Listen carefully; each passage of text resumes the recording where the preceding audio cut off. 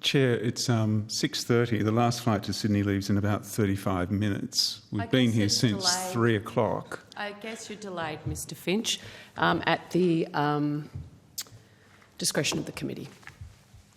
I'm beg your pardon? At the discretion of our committee. So we've still got questions and we will be pursuing them until we're finished. Senator Smith, you have the call. Thank you very much. The Senate has asked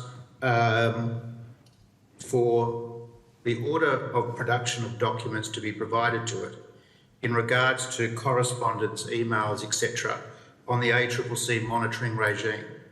And I just want to be clear again, Mr Finch, that in your evidence you suggest that Qantas had only provided to the Department of Infrastructure its attitude or view in regards to the extension of the ACCC monitoring regime. I did say that, Senator, but I've subsequently been informed that the ACCC did ask us for our views and we did provide that. What date did they ask for your views? I don't have that information. I'll take that on notice. And was your view conveyed in a submission to the ACCC or by email? Oh, sorry.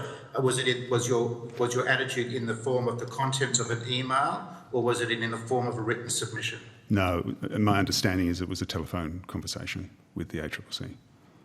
And you'll be able to take the details of the time and the date and with which ACCC official? I will endeavour to do so on notice. And your government relations team didn't think it necessary or didn't take any further steps to speak to the Minister for Competition or the Treasurer's Office about the ACCC monitoring regime? My understanding is that the discussion was had with the Department of Infrastructure. And the ACCC? And the ACCC, sorry, on the government side, the Department of Infrastructure and the ACCC. And if there's any further evidence in regards to Qantas's contact with government in the broadest sense of the word, I would appreciate you keeping us advised about that. Thank you. Thank you, Chair. Michelle. Thank you, Senator Smith. I just want to go to an article by Ron Mizzen on the September the 24th, where he goes to the reasons the government has given for not releasing documents that have been sought under freedom of information, is that it could cause Qantas embarrassment, ridicule or public criticism. We saw that article, Chair. None of those are criteria under the Freedom of Information Act and none of those were the basis upon which we made representations on confidentiality. Thank you. I'm glad you've cleared that up, Mr Finch, because I was going to go to exactly that point, that under Freedom of Information legislation, there's a raft of reasons you can provide, but causing embarrassment, ridicule or public criticism of a local carrier isn't one of them. I agree. You may wish to ask the department how they reached that conclusion. Good, thank you. So what were the reasons? You said earlier that you did contact the department because they had come to you. Are you okay with these emails or this submission to be made public under Freedom of Information application? If it wasn't that you were worried about embarrassment, ridicule or public criticism, what were the reasons Qantas gave to the department for those emails and submissions not to be released? Principally under the commercial value exception. Right. Under Freedom of Information. Okay, which is, again, not one of the other reasons the department gave, or the minister gave, via her department, was damage Australia's diplomatic relations. So none of the reasons the government gave for not releasing emails and submissions related to you, to Qantas, sorry, to the Qantas group, not you, Mr Finch, related to the actual primary reason you asked for those documents not to be released, which was commercial considerations. Is that correct? Is that a correct representation? The principal basis upon which we sought confidentiality be maintained was the commercial valuation exception. There may have been references to some of the other exceptions. I don't have such as, Mr Finch? International relations exception, but the words embarrassment, ridicule, public criticism were not part of our submission. And are you the person in Qantas Group who's in charge of dealing with all that? Are you the... No, it's again the Government Affairs team that put that submission in. Is the reason the Government Rels team is not with us today, and I did note there might be people up in the back of the room who are from the GovRels team, but why you chose not to bring someone from the GovRels team to the table? No, principally that the head of government relations is on leave and has... How many are in the GovRels team?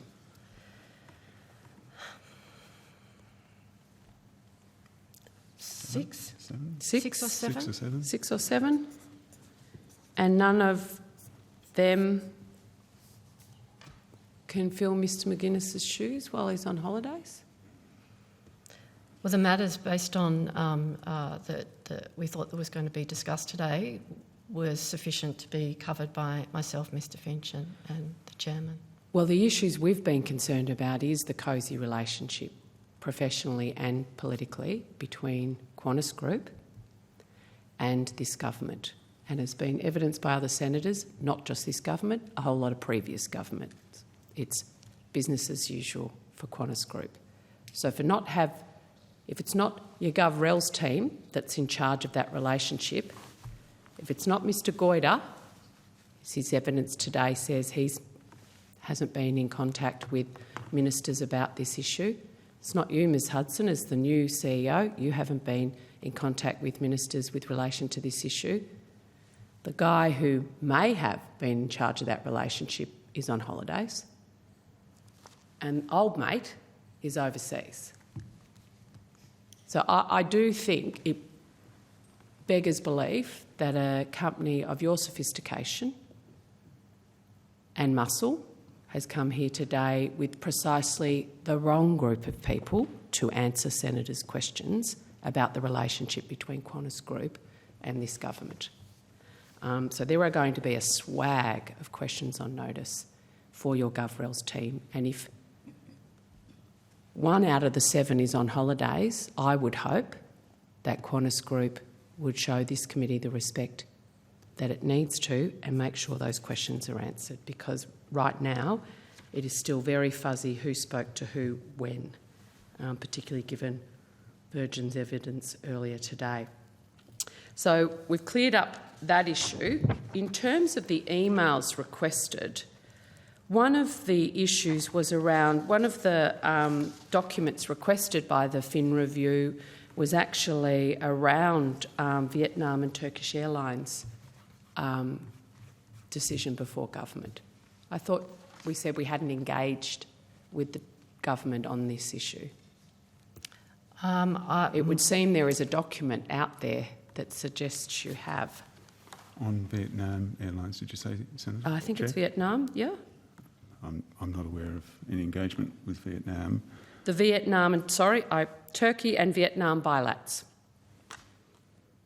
So there's a third email between Qantas Group and the department on the Turkish and Vietnam bilats that's subject to FOI. Have you been contacted about that, Mr Finch? Has Qantas Group been in contact with the department about that FOI request? I don't know, Senator. I'll have to take that on notice. Okay, and I'd also like to know the answer, because we don't want another story that you're worried about being embarrassed by the department's reason. I mean, after the last few weeks, that's hardly what you need to be worried about. Now that all my frequent flyer people are dealt with, I think I'm done. Any more further questions? Nothing for now. Senator Smith?